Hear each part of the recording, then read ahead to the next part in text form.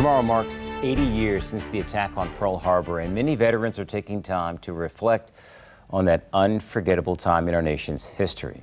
News 3 reporter Antoinette Delbel spoke with a World War II veteran who recounts the stories from friends who survived and remembers their legacy.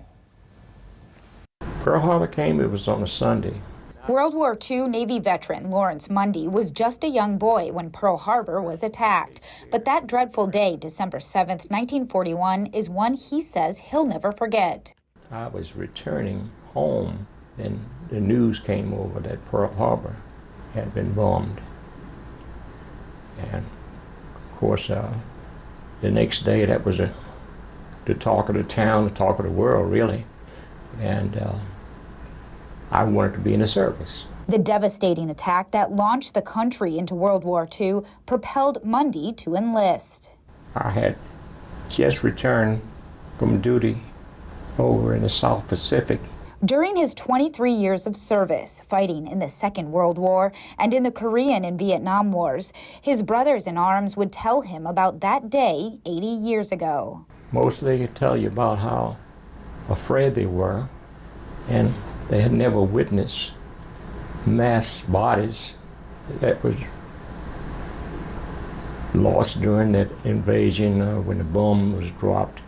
And this particular ship, the bomb exploded on it.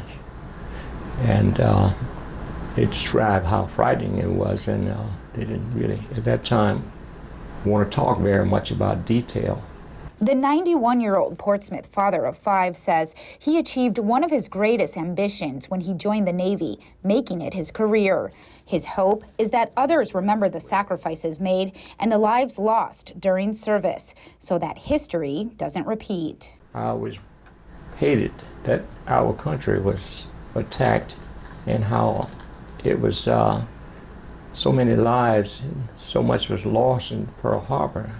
We've had so much change in our country, discipline and training, love of country, sort of things that generated that pride in being an American has sort of went down and dissipated now.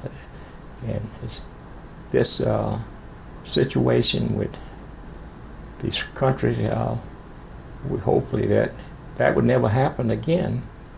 But here we are, every time we look around, we are upon the thresholds of another war, an outbreak.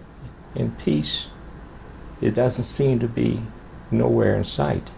In Portsmouth, Antoinette Delbel, News 3.